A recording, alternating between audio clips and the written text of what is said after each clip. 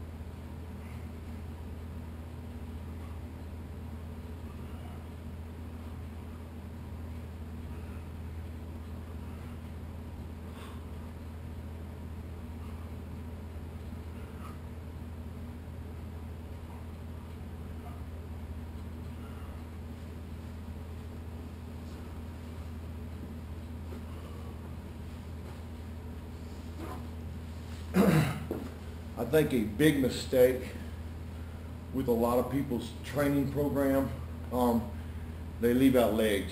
Legs is the largest muscle in the body.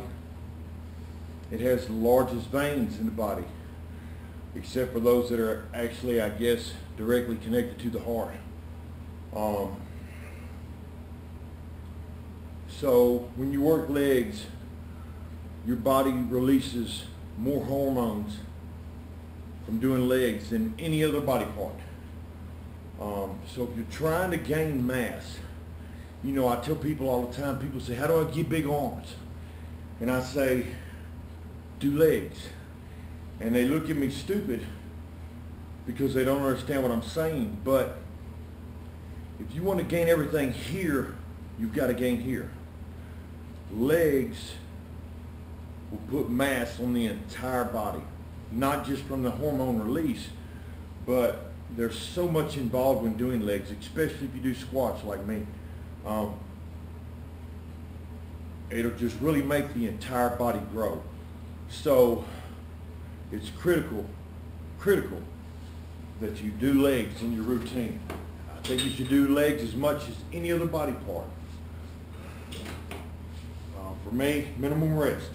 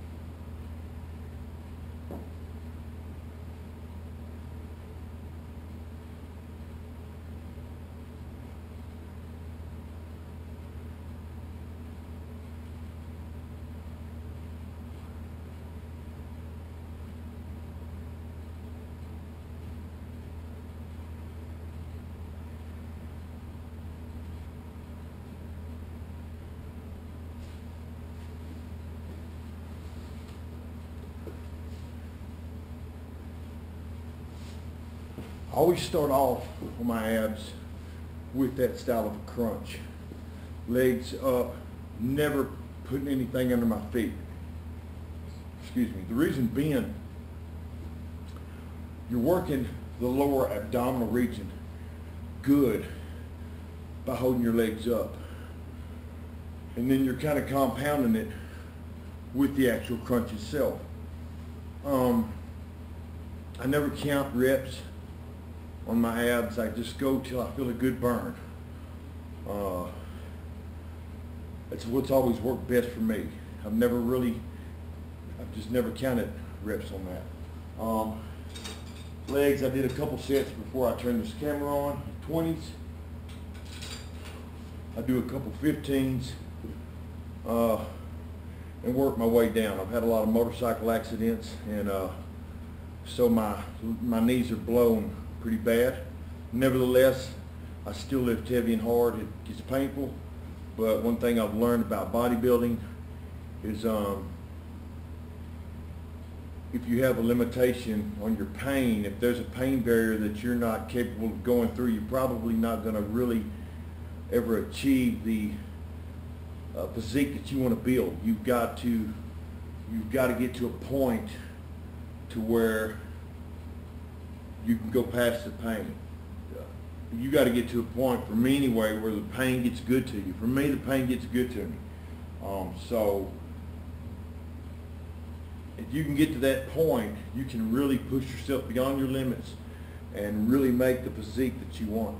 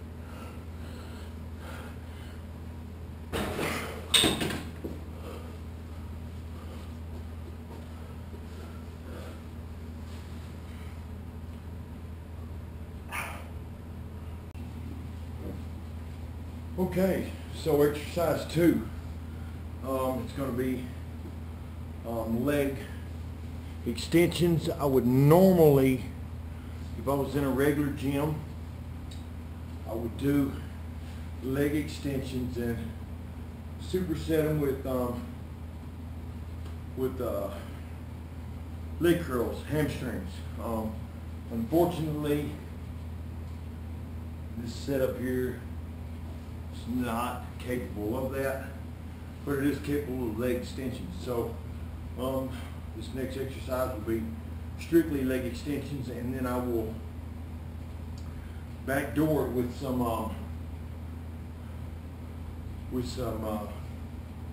brain ain't working, with some regular, almost regular sit-ups, and then I'm going to find something to stand on and just do regular standing calf raises.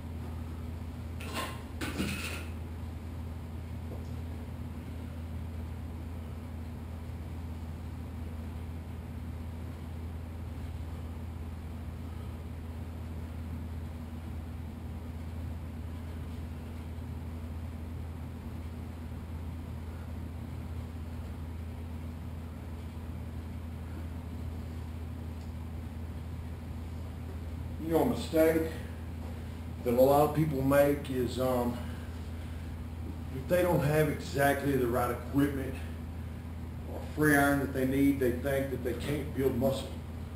And that's extremely far from the truth.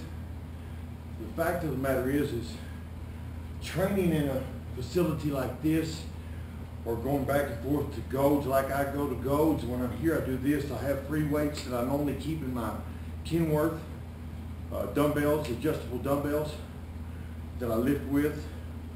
But it keeps your body in a constant state of not knowing what's going on. That's critical if you want to build muscle, because the body will adapt very quickly to whatever you throw it. So if you're on free weights one day and a machine the next, dumbbells, whatever it may be, you keep your body in a constant state of having to do something different. If it does the same thing daily, it will adapt very quick. But if it does something different, then it doesn't get that opportunity. It actually works a different part of the fiber, a different part of the muscle that you're not going to hit, you know. So, you know, I hear people say, well, I can't really get into it because, you know, there's nothing. Shoot, if I have a pull-up bar and I do push-ups, you know, I have a bar that you can get them at Walmart for $40. They clip in the door jamb of your door, and they work amazing. They hold up me, and I'm 220 plus, and it's never slipped, and I do 10s. If you have that in just push-ups, it makes a difference. It makes a major difference.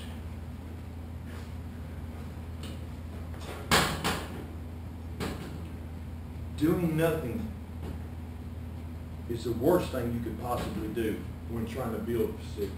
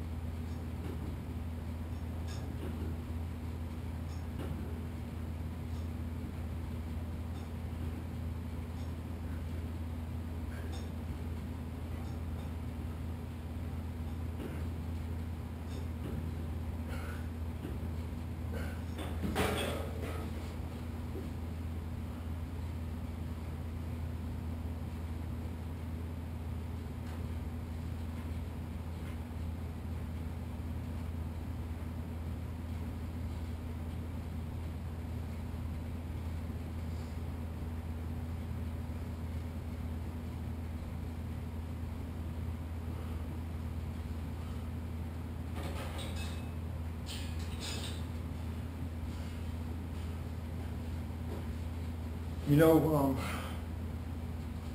a lot of people often ask me, how do I stay so lean? Because I eat a lot of food. I probably consume 4,000 calories a day. 8 or 10 times a day I eat. But people often ask me how I stay so lean. They ask me what kind of cardio do I do, and I don't do cardio. And this is the best way I can explain it. You know, if you come in here and you get on a treadmill or a bike or elliptical, okay, when you're using that machine, you're burning calories, you're using energy, your metabolism is up. So naturally you can burn fat or carbs that you have not yet used. You burn those when you're on this apparatus.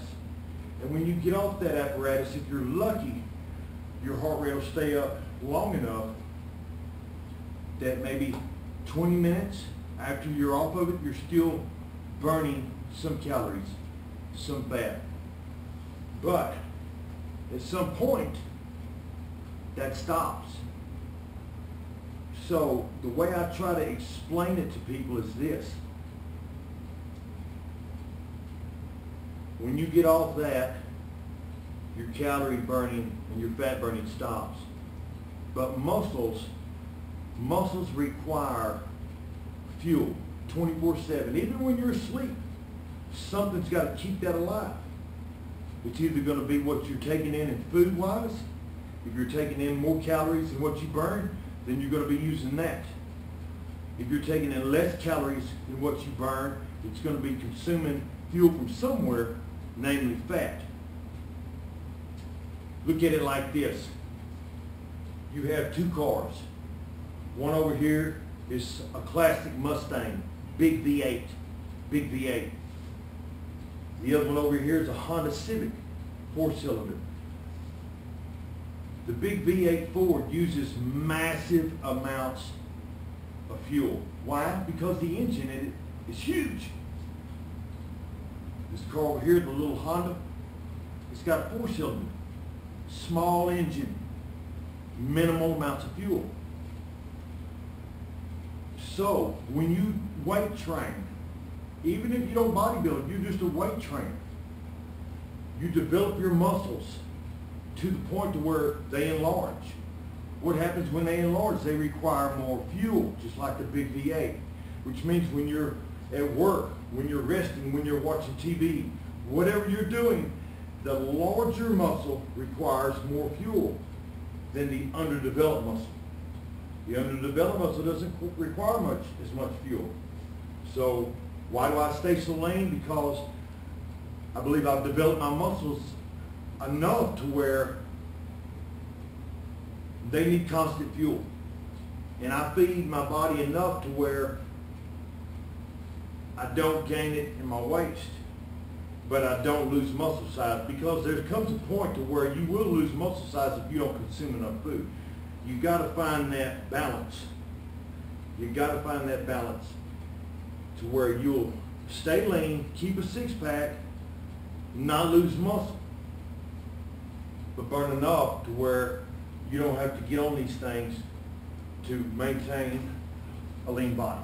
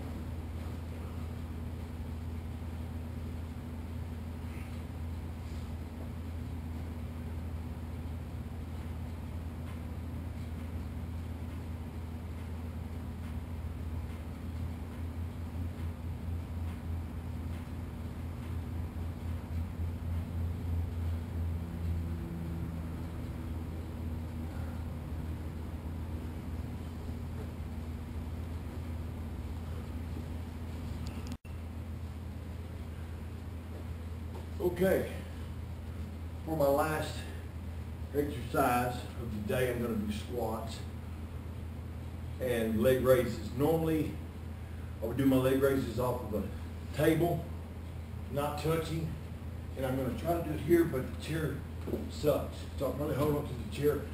The table, I already checked it out, and it felt like it would collapse under my weight, so I'm not going to do them there. I don't want to have to buy a Best Western table. Squats. Normally I would do squats with free iron or Smith machine, barbell or Smith machine in the gym, but I don't have that liberty today. So through my years of training on machines like this, I've learned different ways of doing squats. Today I'm going to do them with this curl bar. A mistake that a lot of people make is their form when they squat. When you squat, if you have a bar on your back, I see a lot of people make the mistake of coming and rolling their back over, which is bad. You can blow a disc out very easily that way. Think of it like this. Think of the ladies, the models you see in the magazine, right? What do? They have their back arched and their ass sticking out. Why is their back arched? Because the more they arch their back, the better their ass looks, right? So you're basically going to use that same principle when you squat. You want an arched back. And when you come down, you're using your legs, but you keep your back arched in this manner. The best thing to do is get you a spot on the ceiling, fix your eyes to it, and keep your chin up. Keep your back arched, chin up. Now, when doing these on the curl bar, you have to be very careful. They're like a front squat because you're holding the bar in the crevice of your arms. So it's like a front squat. The problem is with these, it's a machine, it's a cable, so it's going to always be pulling you forward. You have to be careful if you do these. Don't just jump right on these and put a bunch of weight on there and think you're going to do it. You will definitely hurt yourself if you're not careful. But if done correctly, they are very, very good.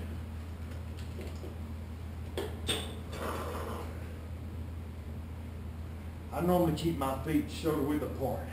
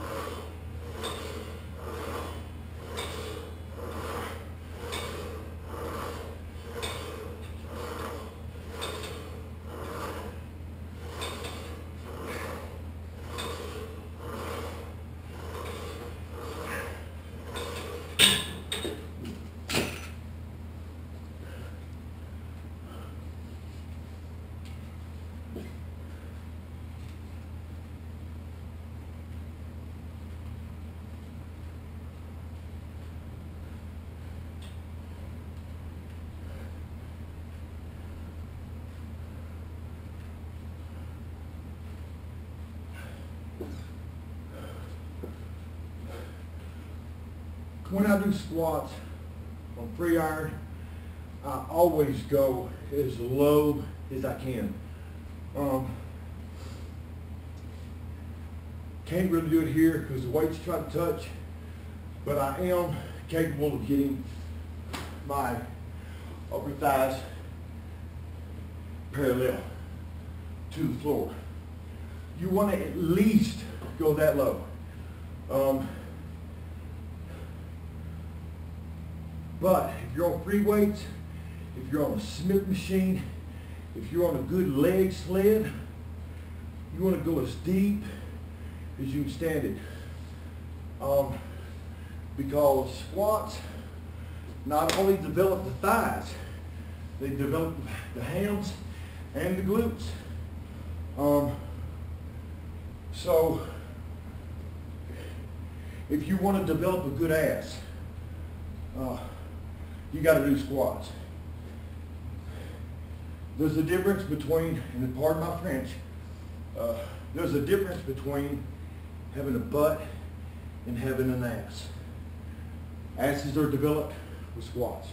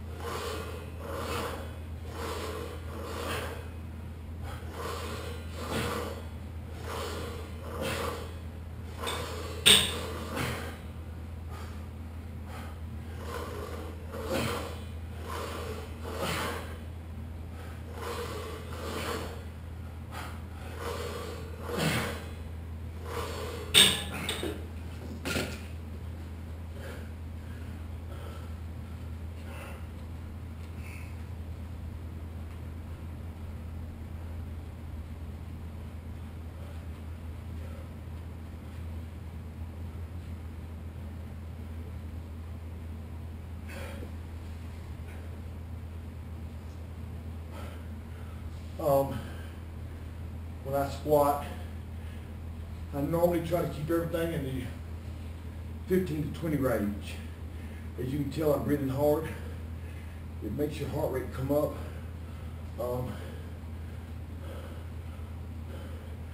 And if you're new at it, you'll probably have to go puke. The reason that is the legs, when squatting, take so much blood to fill them. It drains your body, especially your stomach, from blood. And so a lot of times it'll make people nauseous. And that's the reason. because they require so much blood. But if you're squatting and you're puking, you're doing it right. So I'm going to finish my last 3 sets. I'm going to cut it off here. I hope I've been able to help some people today. If you have any questions or anything, Superman Mark Gas is my YouTube channel. Send me your questions and I'll do my best to answer them later.